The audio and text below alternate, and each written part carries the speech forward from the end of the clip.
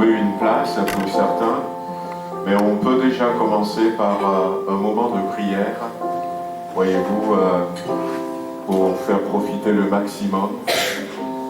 Nous croyons de tout notre cœur qu'il faut dans la vie de l'Église, il faut dans la vie des chrétiens des moments de prière, mais aussi des moments de jeûne. Des moments de jeûne, des moments de prière. Et quand on regarde dans la Bible, on va voir qu'à plusieurs reprises, Dieu lui-même va parler du jeûne et de la prière à son peuple. C'est un exercice qui est important à ses yeux, mais on se rend compte qu'il y aura des gens qui vont jeûner. Quand nous prenons l'expérience de Moïse, la Bible dit que Moïse était parti sur la montagne, le mont Sinaï, pour rencontrer Dieu. Dieu a voulu rencontrer Moïse pour lui parler, pour lui donner les commandements, pour lui montrer l'architecture du tabernacle, pour lui révéler. C'était à ce moment-là aussi que Dieu va lui révéler comment le monde a été créé. Tout ce que Moïse a écrit dans Genèse, c'était sur cette montagne, dans cette rencontre, qu'il avait vu tout ça. Mais quelque chose de frappant, c'est que Moïse, quand il montait sur cette montagne, il allait simplement pour rencontrer Dieu. Il ne connaissait pas le programme, il ne savait pas tout ce que Dieu voulait lui dire. Et il ne savait surtout pas que ça allait durer 40 jours. Que ça allait durer 40 jours. Et ça a duré 40 jours. Mais la Bible nous dira que Moïse a tenu bon. Et non seulement il a tenu bon, mais il y a, dans tout ce qu'il avait reçu, il y avait des tables de pierre sur lesquelles Dieu a écrit. Et quand il était redescendu, eh bien de colère, il a cassé les tables. Parce que le peuple derrière s'était livré à l'idolâtrie. Et il a fallu retourner encore 40 jours sur la montagne. Imaginez qu'il ne soit pas prêt à rester pendant 40 jours. Peut-être qu'on n'aura pas aujourd'hui le livre de Genèse. Et ce fut aussi l'expérience d'Élie. Alors qu'il était disons peut-être en dépression, voyez-vous. Élie était comme dans une dépression et l'ange de Dieu vient le voir, lui prépare un gâteau avec de l'eau, le réveille en disant « mange ». Il a mangé un peu et puis il s'était recouché. Et l'ange le réveille en disant « Dieu te donne rendez-vous à Horeb. Il faut y aller et il faut prendre de la force ». Alors il a mangé et il est parti et il a mis 40 jours. La Bible dit qu'il a eu assez de force. Et la vie chrétienne, des fois, Dieu peut nous réserver des surprises comme ça. Et c'est pour ça que nous devons peut-être retrouver à nouveau cet exercice du jeûne et prière. Nous, c'est pas 40 jours. Merci Seigneur. Voilà, une semaine, quelques jours. Mais on veut commencer ce matin, en attendant, on veut commencer par un temps de prière. Parce que nous voulons, c'est que le Seigneur nous visite notre Église, visite aussi nos familles. Nous avons besoin de ces moments pour être renouvelés spirituellement, mais aussi pour combattre pour nos familles. Nous sommes dans des temps de la fin, nous avons besoin de discernement. Nous avons besoin aussi de combattre. Il suffit de voir ce qui se passe dehors, ce qui se passe dans le monde, comment les gens sont devenus, les défis que nous avons, et on réalise qu'on a encore plus que jamais besoin de la grâce de Dieu. Alors, avant de commencer par quelques chants, que quelques-uns puissent lever la voix ce matin, remettre cette journée, toute cette semaine entre les mains du Seigneur, en disant « Bénis-nous cette semaine, visite-nous cette semaine, transforme-nous cette semaine, renouvelle-nous cette semaine, Amen. Donne-nous des victoires dans des domaines où nous sommes en train de combattre cette semaine. Nous le croyons de tout notre cœur, au nom de Jésus-Christ. Amen. Voilà, on prie quelques instants. Seigneur notre Dieu, nous voulons remettre le culte de ce matin entre tes mains. C'est un culte spécial pour nous, parce que nous allons prolonger un tout petit peu. Nous voulons chercher ta face. Nous voulons nous agenouiller devant toi. Nous voulons nous humilier devant toi. Nous voulons, Seigneur, répandre nos cœurs devant toi. Nous voulons une visitation de ta part. Que ta présence soit beaucoup plus effective au milieu de nous. Seigneur, nous voulons commencer cette semaine où nous attendons à progresser dans notre vie spirituelle.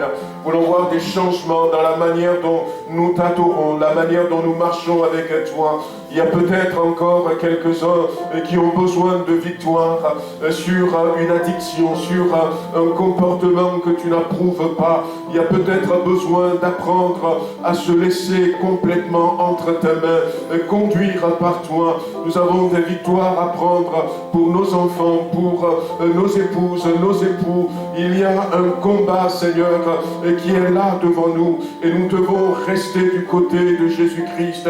Nous voulons, Seigneur, renouveler notre intimité avec toi. Nous voulons être renouvelés spirituellement, être visités, être remplis pour ceux qui ne le sont pas, baptisés dans le Saint-Esprit. Nous voulons retrouver les dons spirituels, ranimer la flamme de l'évangélisation. Nous voulons aussi reprendre ces positions qui sont les nôtres en face de toi. Ô Seigneur notre Dieu, viens nous bénir tout au long de cette semaine, non seulement ce matin, mais commence déjà avec nous ce matin. Pose ta main sur ce culte, que ça soit spécial au nom de Jésus-Christ. Amen.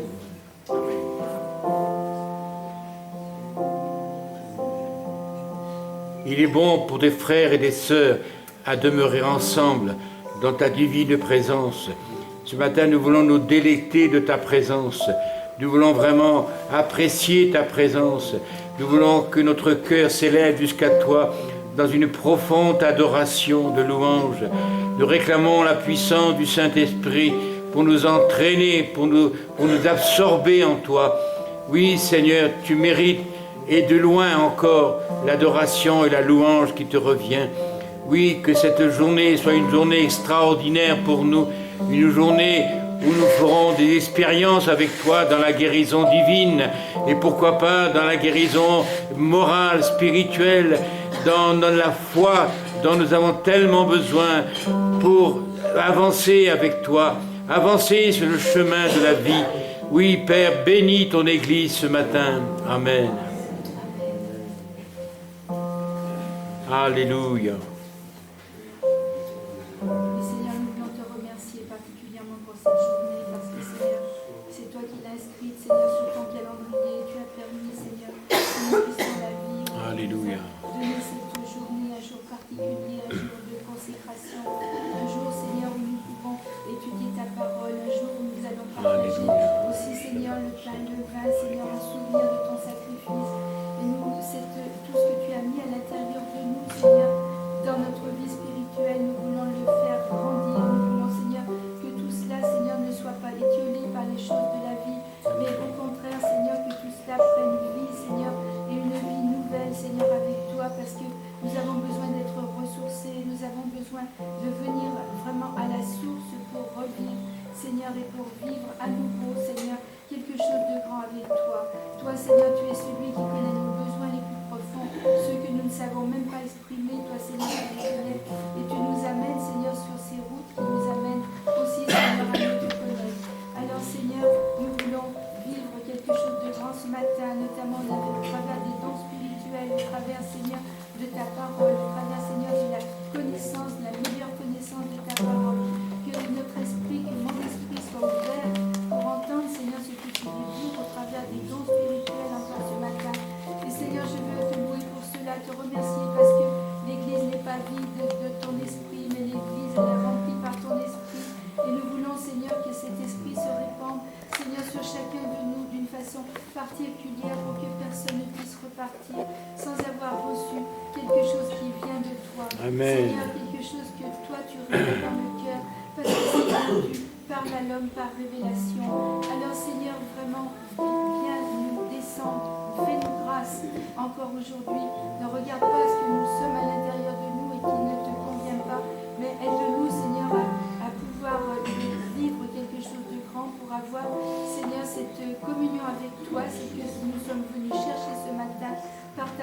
par ta miséricorde. Amen. Alléluia. Amen. Gloire à Dieu. Voilà, on va prendre ce premier chant. On peut, pour ceux qui le peuvent, se mettre debout. Ce chant qui dit « Nous sommes là pour toi ». Et nous voulons être vraiment là ce matin pour notre Seigneur. Être là pour lui, parce que lui, il est là pour chacun d'entre nous. Et si nous, nous sommes là pour lui, eh bien, il va y avoir une rencontre et une bénédiction extraordinaire.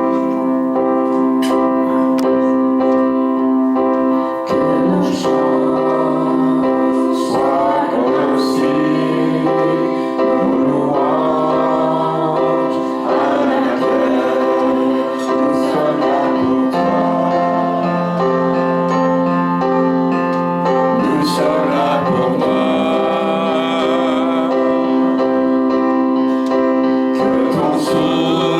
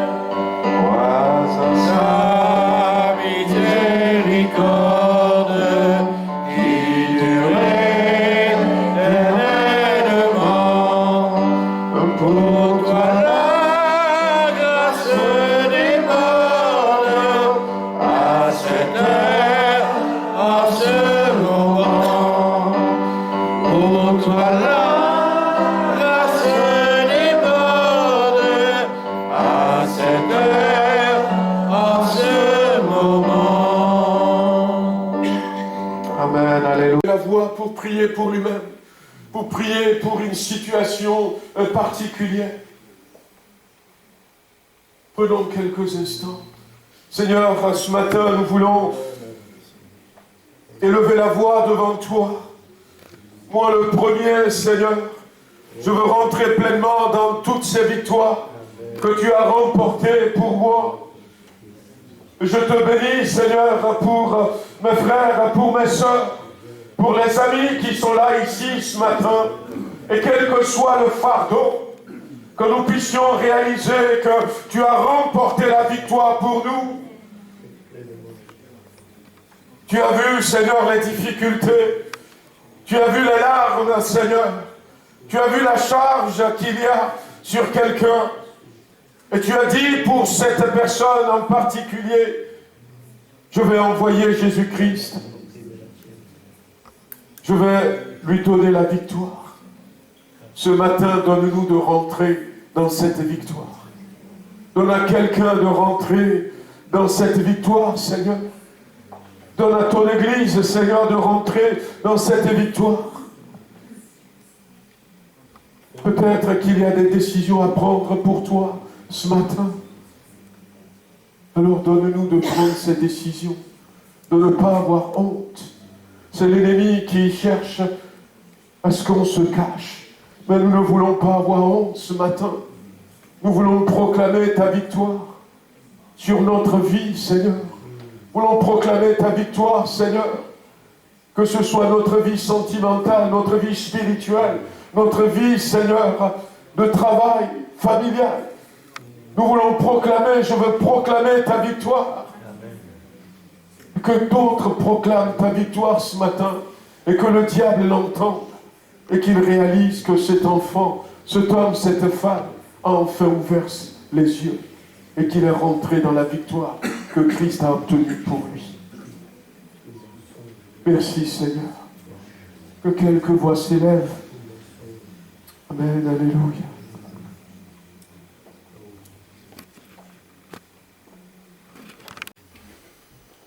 Je ne sais pas combien de temps vous passez à prier. Il y a le temps que nous passons à prier, mais il y a aussi la manière dont nous prions. La Bible dira que Jésus était un homme de prière. La Bible nous l'a montré. Jésus prie beaucoup. Il avait commencé son ministère lorsqu'il avait à peu près environ 30 ans, nous dit la Bible.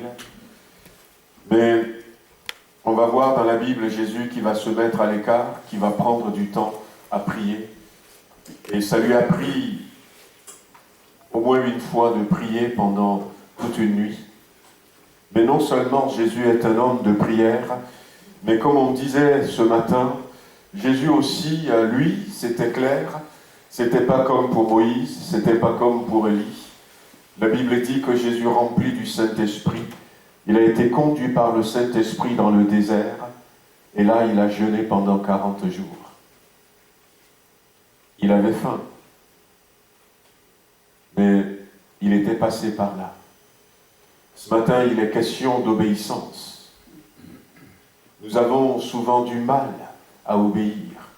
Et la Bible dira même que Jésus a appris l'obéissance. Même étant fils de Dieu, il a appris l'obéissance au travers des choses qu'il a souffert. Et si Jésus a été obligé de passer par là, peut-être pour nous dire que ce n'est pas toujours facile, mais il faut s'y tenir. Il faut s'y tenir. Et pendant qu'il était dans le désert, en plus, en train de jeûner, il avait faim. Et c'est là où le diable était venu pour lui dire, si tu es fils de Dieu, ordonne à ce caillou de se transformer en pain pour que tu manges. Il savait que Jésus avait faim et il était venu le tenter. Mais Jésus va lui répondre, l'homme ne vivra pas de pain seulement.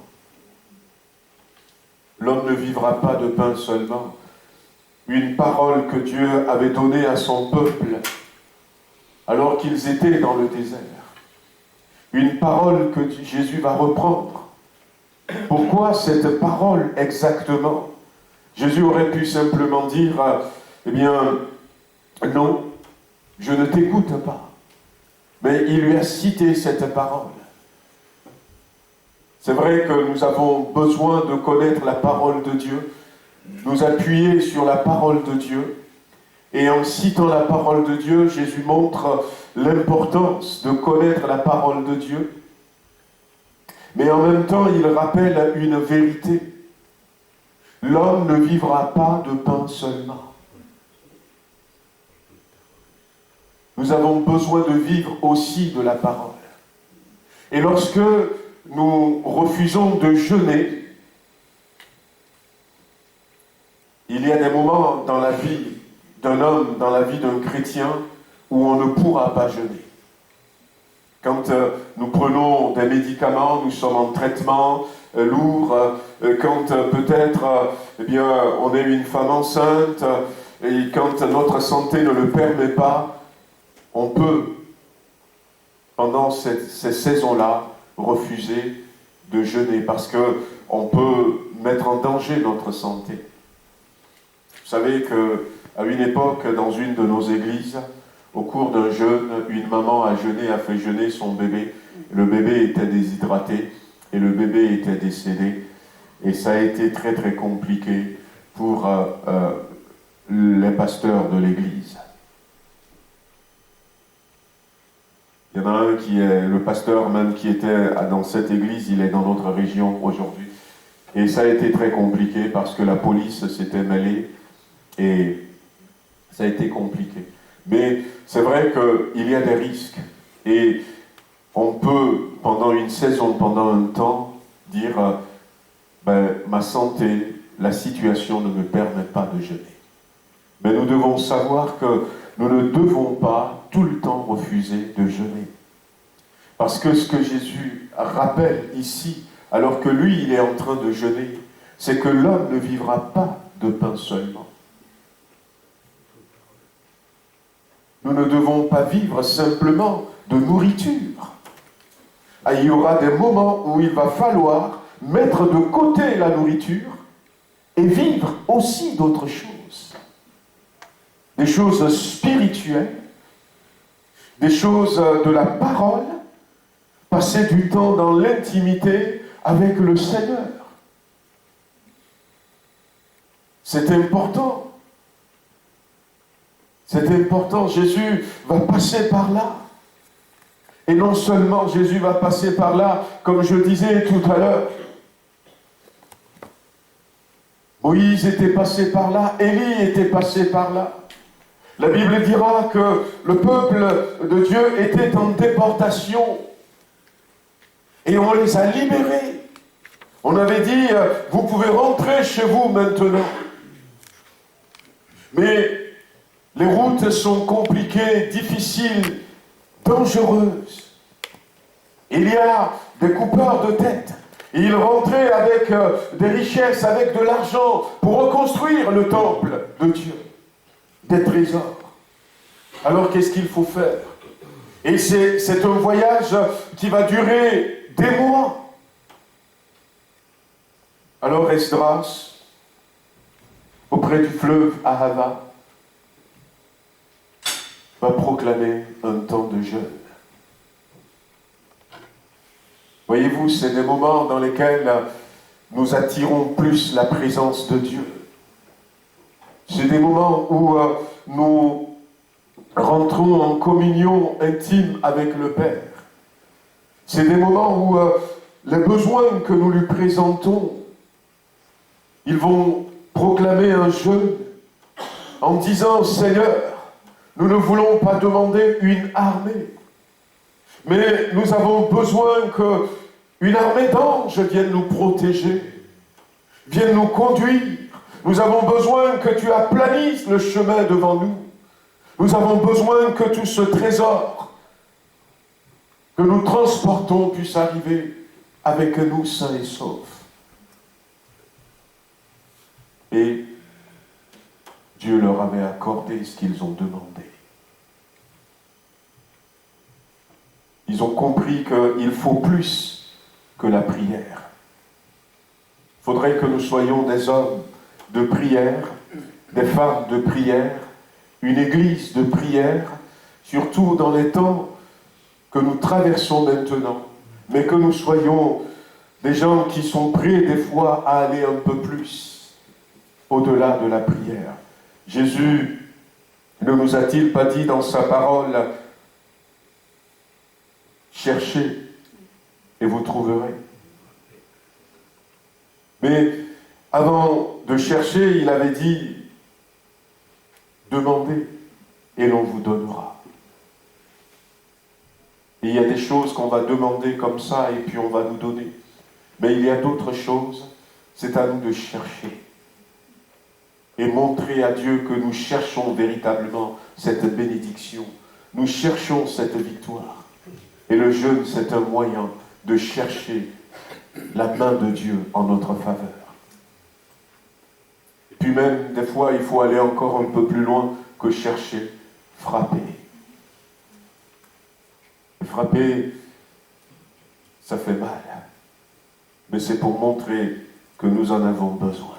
Ils ont jeûné, le Seigneur les a protégés. À un moment donné, dans la ville de Suse, il y a cet homme Mardochée qui a contacté sa nièce Esther pour lui dire, il y a un décret qui a été signé par le roi. Mais ce décret a été écrit par un ennemi des Juifs. Et le décret disait que le 12 ou le 13 du dernier mois, que tous les hommes partout, dans les 127 provinces, on pourrait dire 127 pays où vous habitez, que vous sortiez et que vous tuiez tous les Juifs. Et le décret a été affiché un peu partout. Alors Mardochée avait dit à Esther, écoute, il n'y a que toi seul qui peut demander au roi d'annuler ce décret. Esther va dire, il ne m'est même pas permis de m'approcher du roi, à moins que le roi me demande. Alors Mardochée la secoue un peu, elle a réfléchi et puis elle a dit, jeûner et prier pour moi. Moi aussi je vais jeûner, je vais prier. Et après, je vais aller vers le roi. Et si je dois mourir, je mourrai. Mais si je ne meurs pas, je défendrai la cause de mon peuple.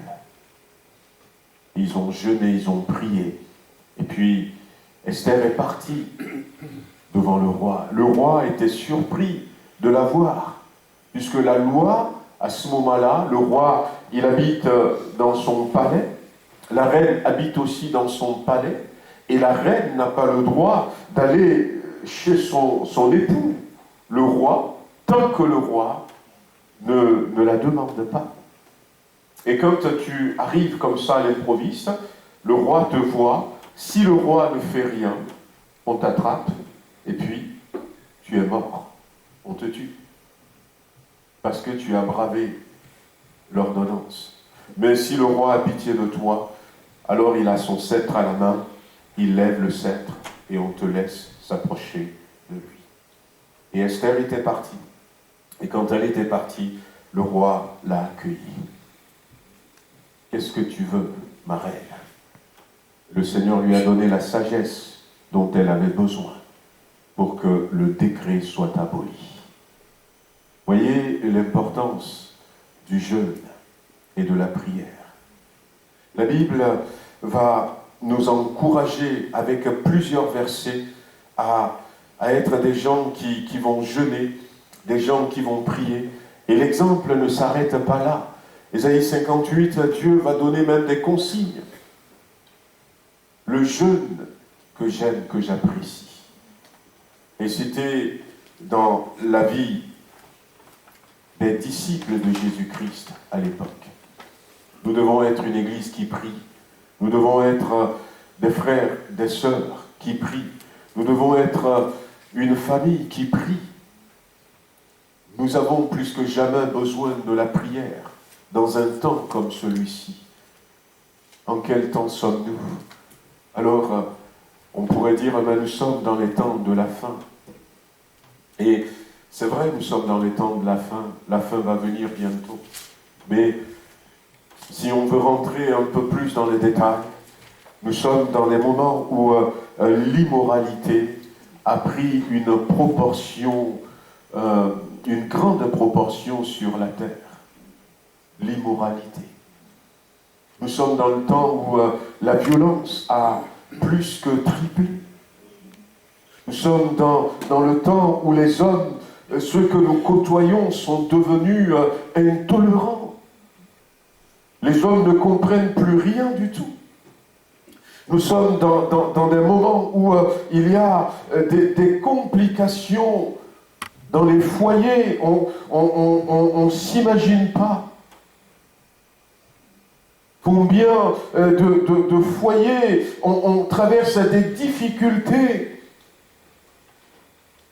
où on pensait que, eh bien, on est solide, et puis tout à coup, on se rend compte finalement qu'il y a quelque chose qui a craqué dans la base.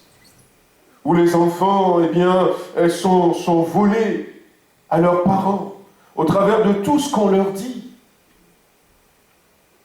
Nous sommes dans une époque où ça devient beaucoup, beaucoup compliqué.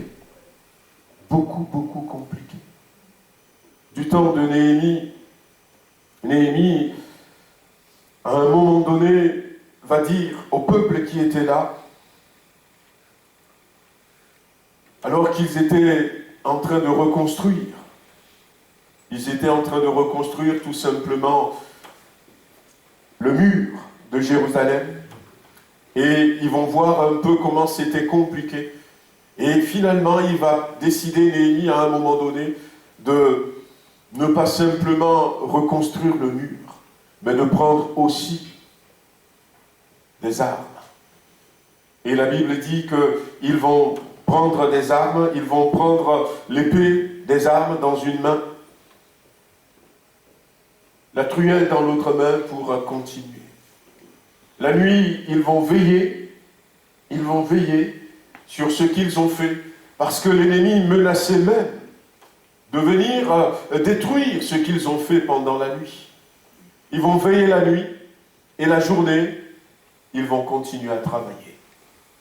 Et ce qui est un peu compliqué pour les gens, c'était difficile.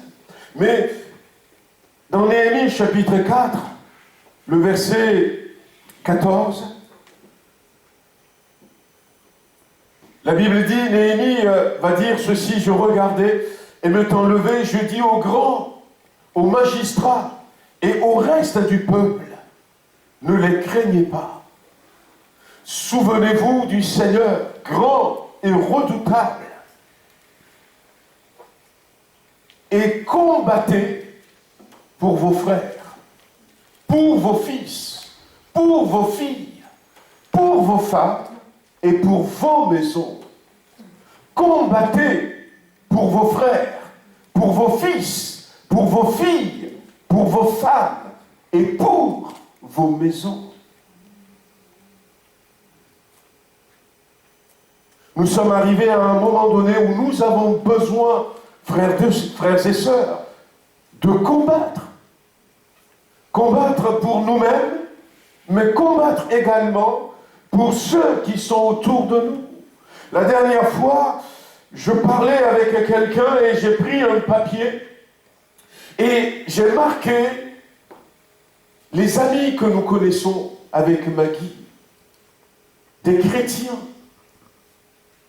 même des pasteurs qui aujourd'hui sont divorcés. J'ai listé. Et parmi eux, il y en a qui nous ont donné des conseils au début de notre mariage. Mais aujourd'hui, ils ne sont plus ensemble. On peut toujours trouver des raisons. On peut toujours trouver des raisons. Mais c'est où la victoire? C'est où la victoire? La victoire, est-ce que c'est quand finalement vous vous séparez? La victoire, est-ce que c'est quand finalement la maladie l'emporte? La victoire, est-ce que c'est finalement quand, je me sépare avec mes enfants? Même si c'est de bonnes raisons. Et le diable sait nous donner de bonnes raisons, frères et sœurs, pour aller dans le sens que lui, il veut.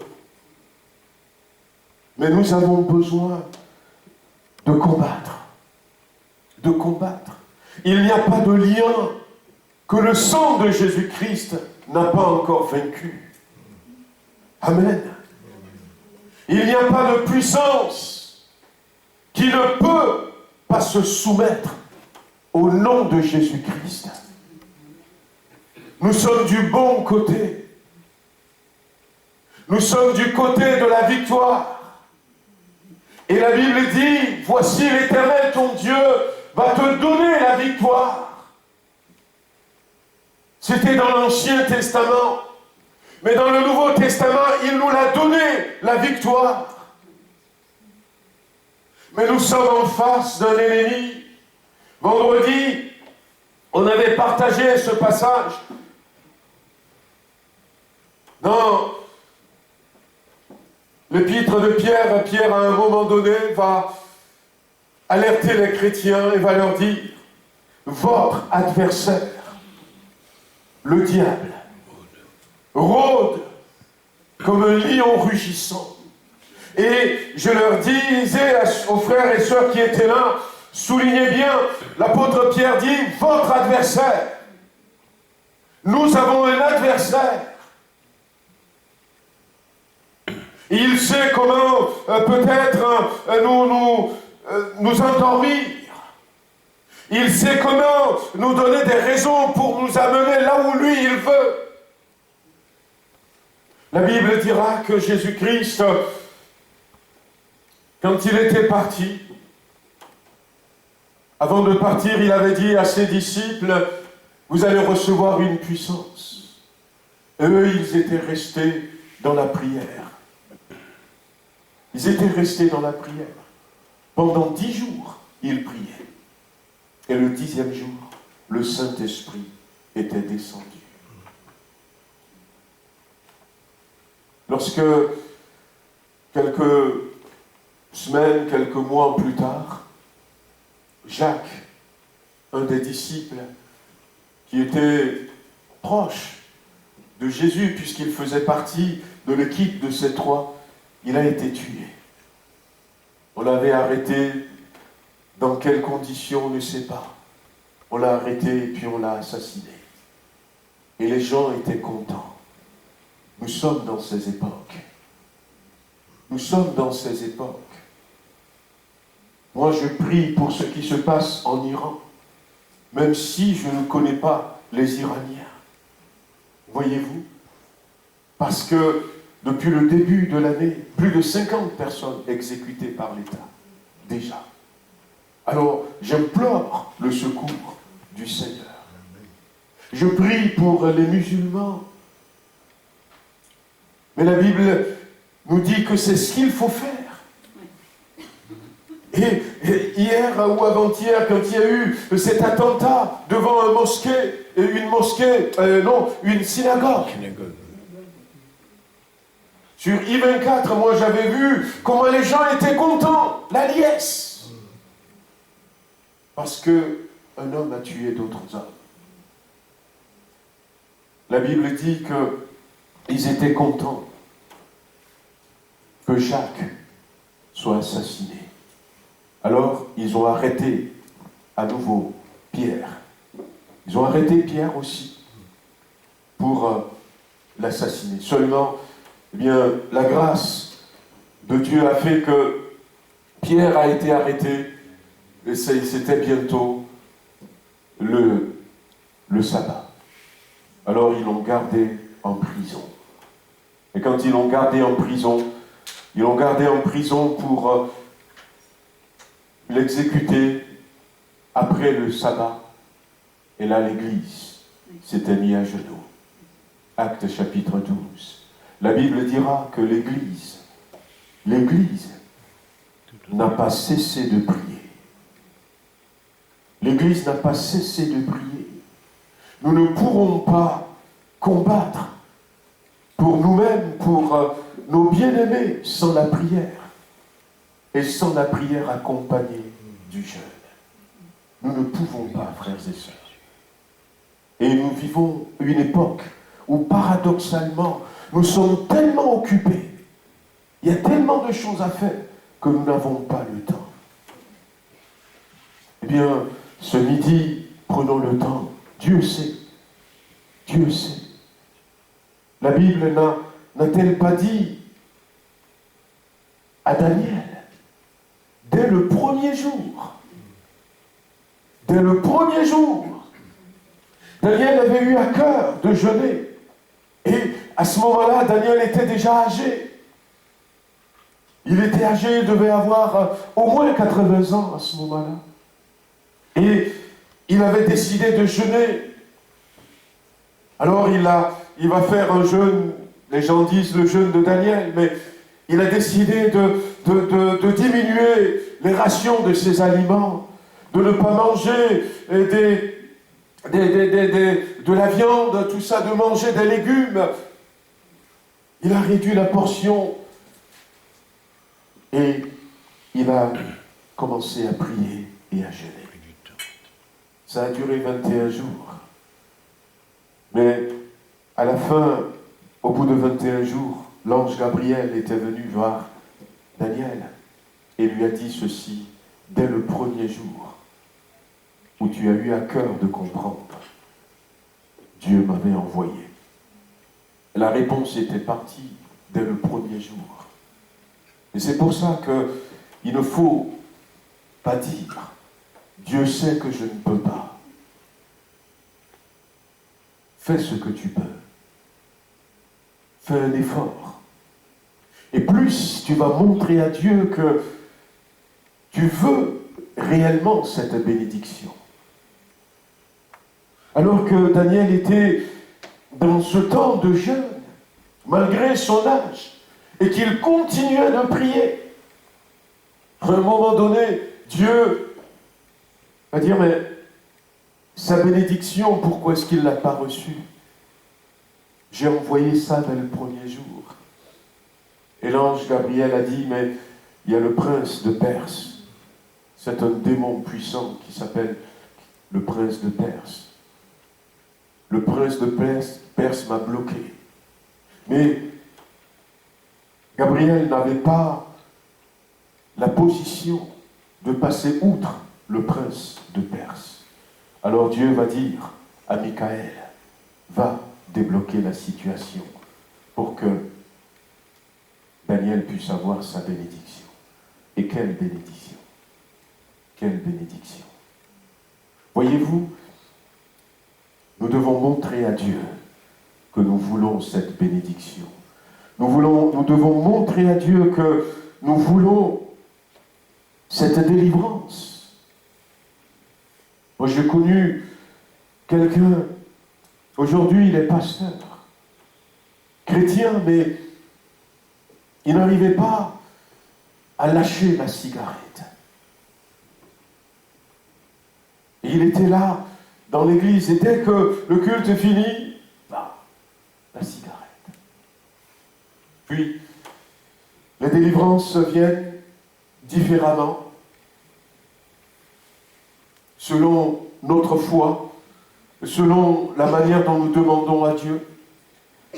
Et un jour, c'est lui qui a dit à son épouse, j'ai demandé une semaine de congé. Je vais quelque part. Je veux aller jeûner et prier pour que le Seigneur me délivre de la cigarette. Et il était parti. Il était parti. Il a loué une chambre d'hôtel quelque part pour aller je l'ai prié. Et 3 jours après, il était rentré. Et quand sa femme l'a vu, sa femme a dit, ah, il n'a pas pu tenir. Et puis, sa femme lui dit, t'es déjà rentré? Il dit oui.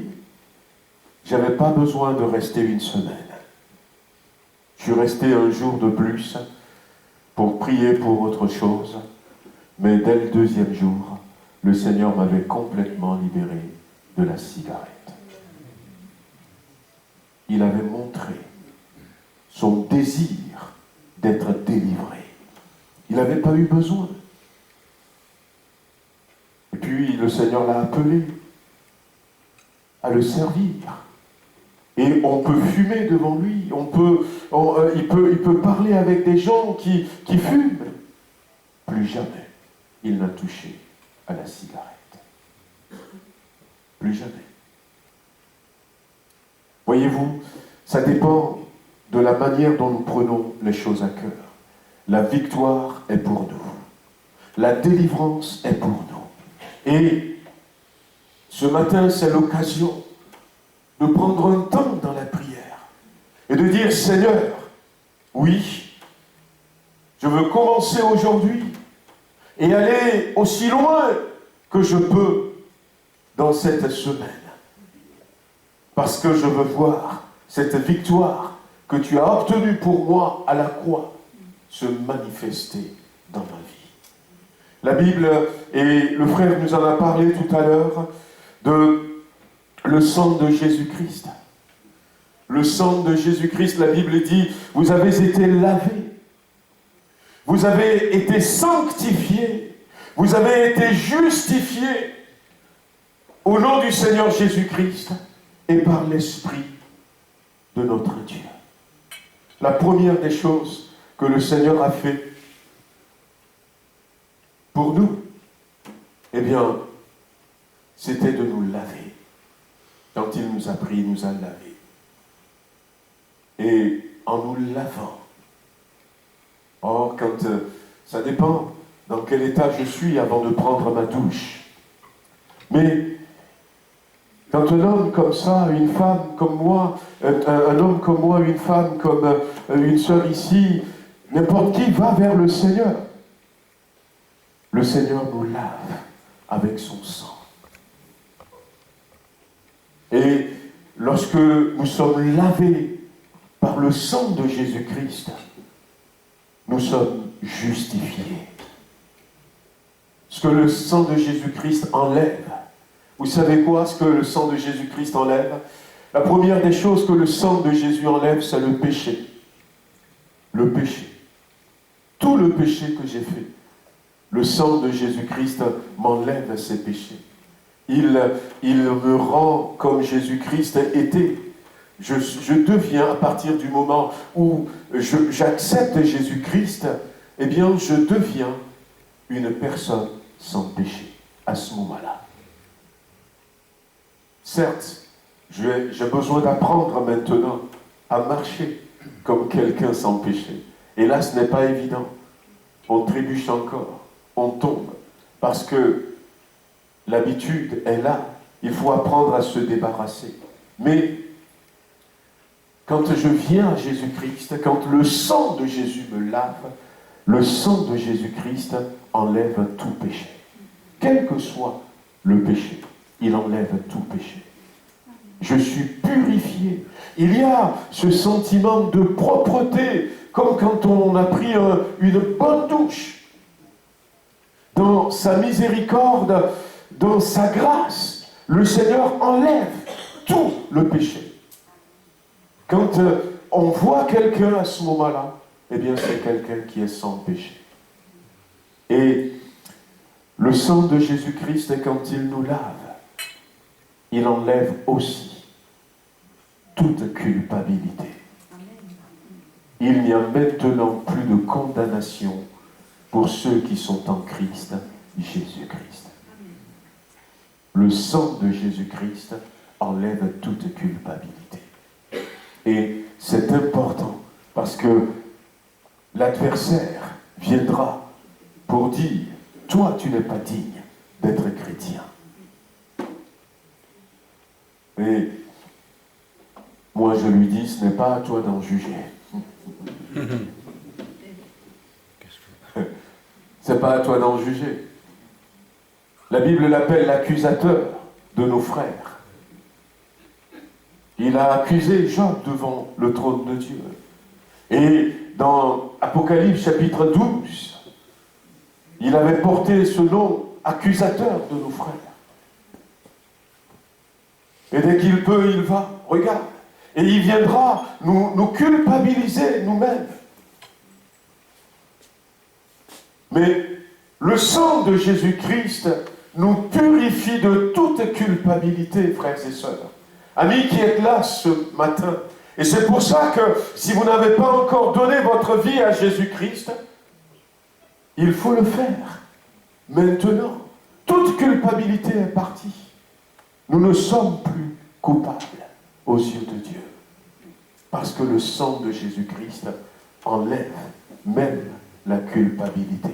Le sang de Jésus, quand nous sommes lavés, le sang de Jésus-Christ enlève l'esprit de peur. L'esprit de peur. Le chrétien, n'a rien à voir avec la peur. Je ne dis pas la peur, il y a un serpent, et puis on court. Non, pas de cette peur-là. Mais cette peur qui est dans le monde maintenant et qui mine les gens, qui les pousse à avoir des comportements irrationnels. Cette peur qui emprisonne, qui enchaîne, qui paralyse. C'est la peur.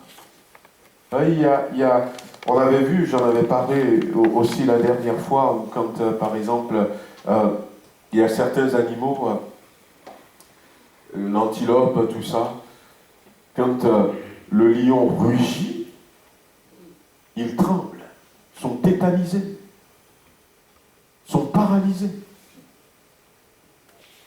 Il y a plusieurs animaux comme ça qui ont peur et qui font que ces bêtes ne font pas beaucoup d'efforts pour en attraper certains. Mais ceux qui réussissent à dominer la peur, quand le lion rugit, ils s'en vont. Ils ne se laissent pas paralyser. La peur, c'est quelque chose de très dangereux. Parce qu'au travers de la peur, le diable peut nous faire n'importe quoi. Il peut nous faire croire n'importe quoi. Et peut nous amener où il veut. Nous n'avons pas reçu de Dieu un esprit de crainte. Un esprit d'intimidation, de timidité. Mais nous avons reçu un esprit de force, un esprit de sagesse. Le sang de Jésus-Christ enlève l'esprit de peur. Le sang de Jésus-Christ, lorsque le sang de Jésus-Christ nous lave, il enlève également tout besoin. Tout besoin. À ceux qui sont en Christ, la Bible dit, ne soyez inquiets de rien. Ne vous inquiétez de rien. Demandez toujours à Dieu ce dont vous avez besoin. Parce que cette nature de besoin a été enlevée. Cette nature de manque a été enlevée. Le sang de Jésus-Christ nous enlève cet état d'esprit et nous positionne désormais, la Bible dit, comme des héritiers de Dieu et des co-héritiers de Jésus-Christ. Nous qui ne possédions rien, nous pouvons tout demander. Tout demander. Lorsque le sang de Jésus-Christ nous lave, le sang de Jésus-Christ nous guérit. Nous guérit aussi. Vous savez, La Bible dira, dans l'Ancien Testament, Ésaïe chapitre 53, par cette meurtrissure, par cette blessure, vous avez été guéris. Vous avez été guéris. Le sang qui a coulé, eh bien, nous a apporté la guérison, la restauration. Les témoignages, vous les avez, on en entend parler, mais le sang de Jésus-Christ nous guérit. Le sang de Jésus nous restaure. Le sang de Jésus-Christ nous relève. Et le sang de Jésus-Christ, Galates chapitre 5, verset 1er, c'est pour la liberté que Christ nous a affranchis. Le sang de Jésus-Christ nous rend libres de tout. Libres de tout. Celui que le Fils a franchi est réellement libre. Est réellement libre. Vous savez, quand il y aura peut-être un aquarium qui soit aussi grand que notre salle, et on mettra un petit poisson dedans, eh bien, il a de l'espace. Qu'est-ce qu'il va nager? Il va nager, il va aller là, il va aller là, il va aller là. Il va disposer peut-être d'un grand espace. Et pourtant, cet oiseau n'est pas libre. Jésus dit, vous serez réellement libre. Non pas un semblant de liberté, non pas dans un lien quelconque, dans une cage, aussi grande soit-elle, la vraie liberté. C'est pour ça que, eh bien, ce matin, ce que je désire, c'est que nous puissions avoir un temps de prière, tous ensemble, que peut-être celui ou celle qui n'a pas encore donné sa vie à Jésus-Christ puisse le faire, mais que nous puissions dire, Seigneur, nous sommes dans des moments où nous avons besoin de combattre. La dernière fois, je disais dans la prière à Dieu, je cherche toujours des échappatoires. Et quand je discute avec lui, je dis, mais quand même c'est bizarre, quand je discute avec lui. Les 10 vierges se sont endormies. Alors je lui pose la question à mon Seigneur, quand je dis, mais est-ce que, quand bien même je veux bien être enlevé avec l'Église, est-ce que je peux être la sentinelle qui va dire, parce que moi je ne veux pas dormir. Alors je négocie un peu, je discute avec lui. Mais ça doit nous rappeler qu'il va y arriver à un moment donné où le sommeil va venir. Est-ce que ça a commencé déjà, un sommeil spirituel? Mais nous pouvons refuser. Parce que ce que Jésus-Christ nous a dit, il ne l'a pas dit pour dire c'est comme ça et ça ne va pas bouger, pas du tout. Mais il nous l'a dit pour que nous puissions nous préparer, pour que nous puissions veiller. Et c'était même ça, veillez donc. Et si nous ne veillons pas, nous allons peut-être nous endormir tous. Et le risque, c'est qu'au réveil, il y aura certains qui n'auront pas d'huile et d'autres qui en auront. Alors, le mieux, c'est de ne pas s'endormir. Le mieux, c'est de rester éveillé. La Bible dit que quand le peuple de Ninive s'est converti, eh bien Dieu les a sauvés. Et quand Daniel s'est mis à prier pour la libération du peuple de la captivité, Dieu a entendu sa prière, il les a libérés même un peu avant la fin des 70 ans qu'il avait dit. Mais quand ils ont refusé de rentrer dans les plans de Dieu, au lieu de faire 400 ans d'esclavage, ils en ont fait 430. Les choses de Dieu peuvent être bougées. Alors nous voulons être une église réveillée. Nous ne voulons pas nous endormir. Nous voulons nous réveiller parce qu'il y a un grand danger qui menace nos frères, qui menace nos fils, qui menace nos filles, qui menace nos épouses, qui menace nos époux. Il y a un grand danger qui menace notre pays. C'est vrai, il y a un pasteur qui dit « l'Europe, l'Europe, l'Europe ». l'Europe, c'est ni plus ni moins le trône où un de ces 4 martyrs viendra s'asseoir, l'Antichrist. Alors, on peut dire d'accord, mais quel est le rôle de mon pays dedans? Si mon pays peut être sauvé, que mon pays soit sauvé. Que mon pays soit sauvé. Parce que mon pays, ce sont mes frères, ce sont mes sœurs, c'est ma famille, c'est mes collègues de travail, c'est mes amis, c'est mes dirigeants. Alors je veux combattre, je veux combattre. On va prier, on va baisser les têtes, on va prier quelques instants. On va avoir ce temps de prière. Bien-aimé, on veut... Pose-toi la question, est-ce que tu as déjà donné ton cœur à Jésus-Christ? Et si tu ne l'as pas encore fait, saisis l'occasion ce matin pour le faire. C'est seulement au travers de Jésus-Christ que nous pourrons avoir la victoire.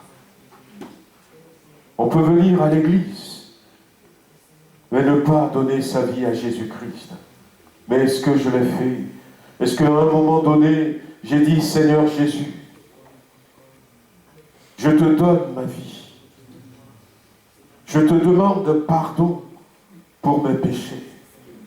Lave-moi par ton sang et fais de moi un enfant de Dieu à partir de maintenant. Il faudrait qu'à un moment donné, vous le fassiez. Et si vous ne l'aviez pas fait, faites-le ce matin. Faites-le ce matin, répétez cette prière simple que j'ai faite tout à l'heure, avec sincérité, avec conviction.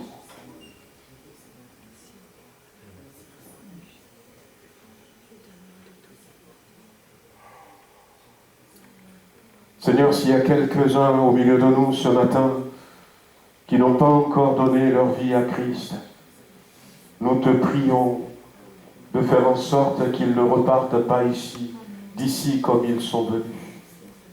Que le Saint-Esprit apporte la conviction suffisante. Parce que le désir de notre cœur, c'est que tous ceux qui sont là soient sauvés. Et il n'y a pas de salut en dehors de Jésus-Christ.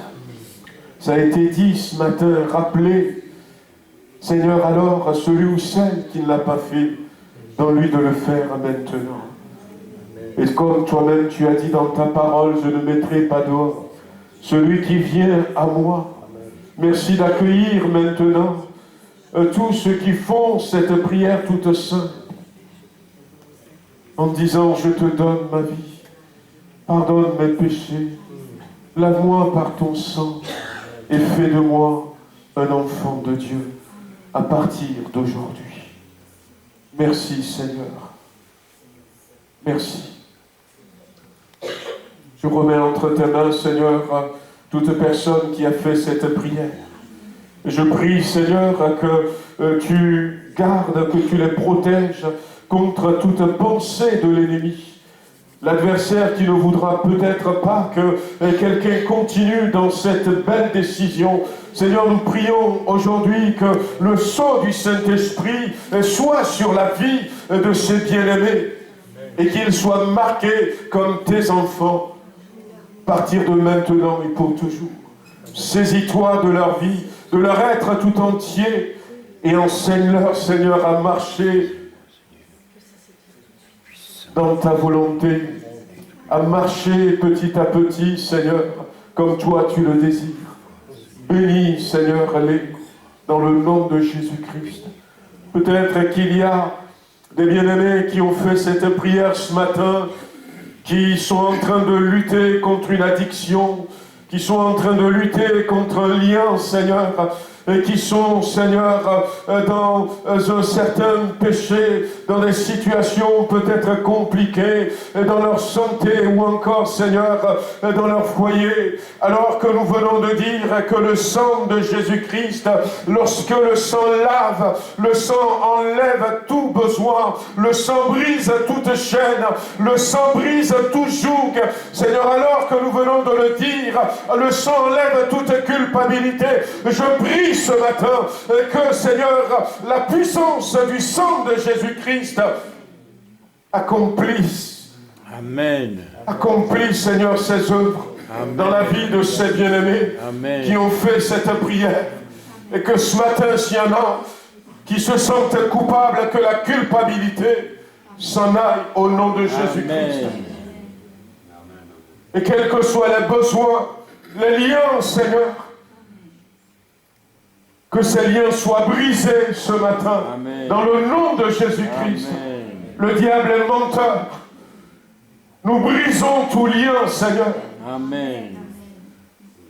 Je brise tout lien dans le nom de Jésus-Christ que quelqu'un a pu avoir. Au nom de Jésus. L'ennemi n'a plus aucun pouvoir.